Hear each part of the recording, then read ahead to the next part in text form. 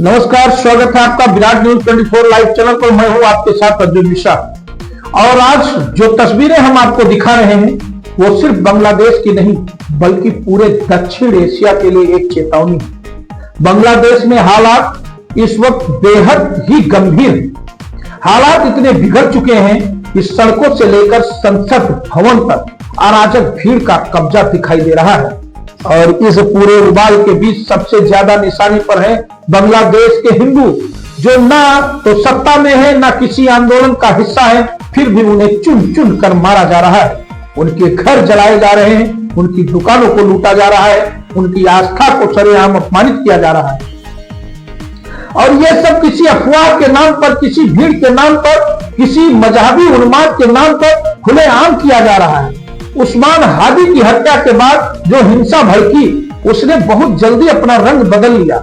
सवाल हत्यारे का नहीं रहा, सवाल इंसाफ का नहीं रहा, सवाल सत्ता का नहीं रहा, बल्कि सवाल यह हो गया कि किसे आसान शिकार बनाया जाए। और वही पुराना फार्मूला एक बार फिर सामने आया।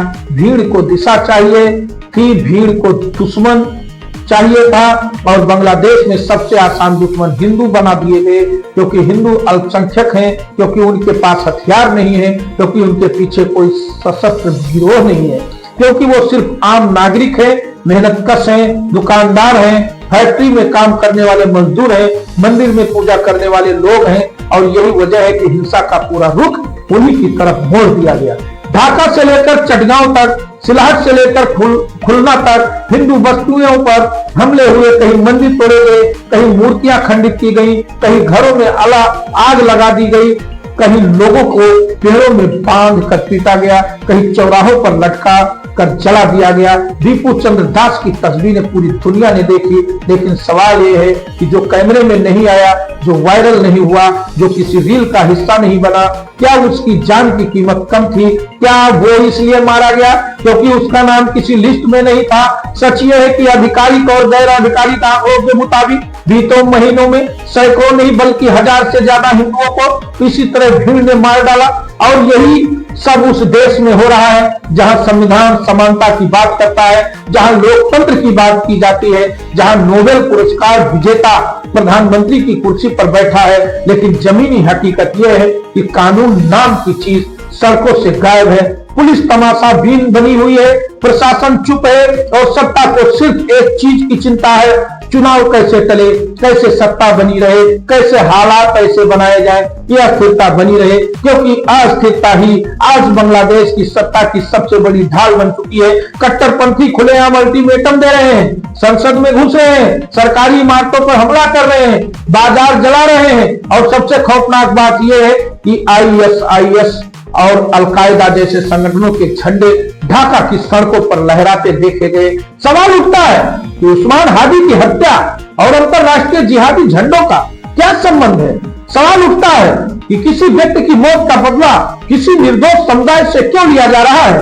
और इसका जवाब सीधा है, क्यों? यह गुस्सा नहीं है, यह शोक नहीं है, यह इंसाफ की लड़ाई नहीं है, यह एक सोची समझी रणनीति है, एक नियंत्रित अराजकता है जिसमें हिंसा को ईंधन दिया जा रहा है, भीड़ को भड़काया जा रहा है, और फिर उस भीड़ को खुली छूट दी जा रही है ताकि देश जलता रहे, लोकतंत्र ठप रहे, और सत्ता को चुनौती देने वाला कोई चुनाव ना हो सके। बांग्लादेश के हिंदू किस खेल में सिर्फ मोहरे हैं। उनका कसूर सिर्फ इतना है कि वो अल्पसंख्यक हिंदू हैं।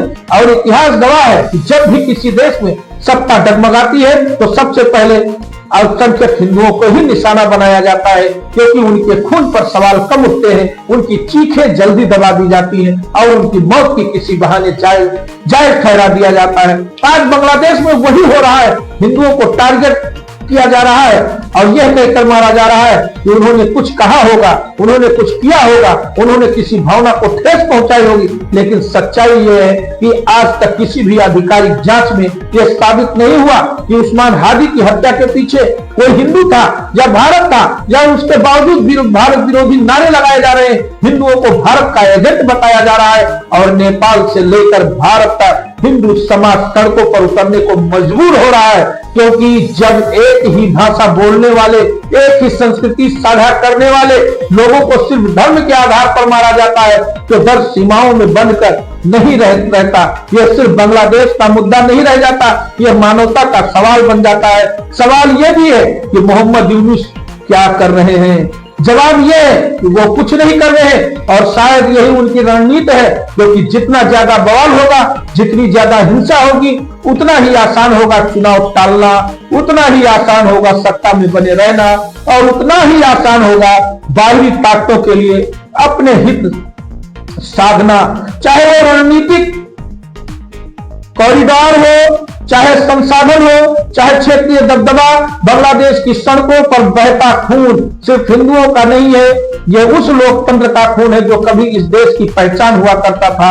और सबसे बड़ा सवाल यह है कि क्या दुनिया यूं ही तमाशा देखती रहेगी? क्या मानवाधिकार सिर्फ चुनिंदा देशों के लिए होते हैं? क्या अल्पसंख्यकों की जान की कोई कीमत नहीं? और क्या बांग्लादेश के हिंदू सिर्फ इसलिए मरते रहेंगे क्योंकि वो संख्या में कम है? आज जरूरत है भावुक नारों की नहीं, जरूरत है ठंडे दिमाग से सोच, सच को समझने की जरूरत है, यह पहचानने की कि नफरत किसे फायदा पहुंचा रही है और किसे कुर्बान किया जा रहा है। क्योंकि जब भीड़ को हथियार बनाया जाता है तो सबसे पहले निर्दोष ही मारे जाते हैं, और बांग्लादेश में इस वक्त निर्दोषों का खून सरेआम पाया जा रहा है, कैमरों के सामने भी, कैमरों से दूर भी। और अगर आज इस पर आवाज नहीं उठी तो कल इतिहास यही पूछेगा कि जब हिंदुओं को चुन चुनकर मारा जा रहा था तब दुनिया चुप क्यों थी? तो दर्शकों, आप हमारे कमेंट बॉक्स पर जाकर कमेंट जरूर करें, हमारे चैनल को सब्सक्राइब करें और साथ में बेल आइकन वाले बटन को भी दबा दें। तो देखते रहे विराट न्यूज 24 लाइव चैनल। धन्यवाद, नमस्कार।